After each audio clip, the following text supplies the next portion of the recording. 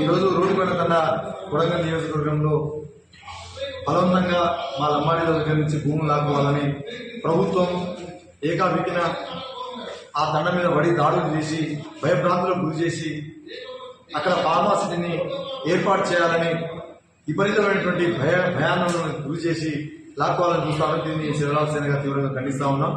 యావత్ తెలంగాణలో ఉన్న బంజారా సమాజం మొత్తం వారికి బాసరగా నిలుస్తాం. రేవంత్ రెడ్డి గారికి ఫుట్బాల్ అంటే బాగా ఇష్టమేమో అని చాలా సందర్భాల్లో విన్నాం. ఈ ఫుట్బాల్ ఆట మా మీద కాదు చూపించాల్సింది. నీకు దమ్ము ధైర్యం ఉంటే కేంద్రంతో కొట్టాడి ₹1 ఎక్కువ నిధులు తెచ్చుకో. ఇంకా నీకు చేతనైతే నీకు ముఖ్యమంత్రి కూర్చోబెట్టిన లంబడోల మీద నీ ప్రతాపం కాదు. నువ్వు ముఖ్యమంత్రి కుర్చీలో కూర్చున్నావు అంటే మేము పెట్టిన దీక్ష, ఇది మర్చిపోవద్దని చెప్పి సందర్భంగా రేవంత్ రెడ్డి గారిని మేము హెచ్చరిస్తున్నాం.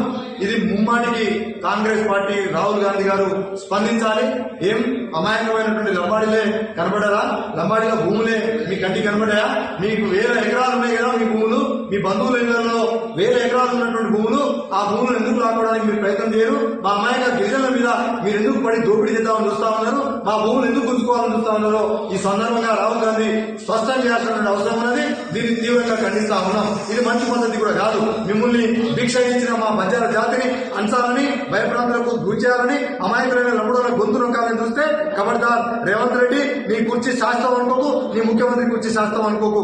బిడ్డాన్ని నీ ఎక్కించుడు ఎంత సులువుగా అనుకుంటున్నావు? ఎంతో కష్టం ఉన్నది. మా జాతిని విస్మరిస్తున్నావు. మా జాతికి ఇప్పటికే నువ్వు మంత్రివర్గంలో స్థానం కల్పించకపోవడమే కాక అవమానిస్తున్నావు. అయినా మా భూములను లాక్కోవాలని మా మీద దాడులు చేసి మా మీద ఈ రకమైనటువంటి కార్యక్రమాలు చేస్తా ఉన్నాం. ఇది మంచి పద్ధతి కాదు. రెండో విషయం, మా సేనగా మా సప్లాన్ నిధులు ఏదైతే ఉన్నాయో భారత రాజ్యాంగం ఇచ్చినటువంటి హక్కు, ఈ సప్లాన్ నుంచి ₹1 తీసి నువ్వు మూసి ప్రక్షాళన పేరు మీద, మూసి సుందరీకరణ పేరు మీద ఏదైతే అభివృద్ధి చేయాలని చూస్తున్నావో, ఆ మూసి మురికిని తీయాలని చూస్తున్నావో, దాంట్లో సప్లాన్ నిధుల నుంచి ₹1 వాడినా నిన్ను, మీ ప్రభుత్వాన్ని ఖచ్చితంగా న్యాయ పోరాటానికి మేము సిద్ధమవుతాం. నిన్ను కోర్టు.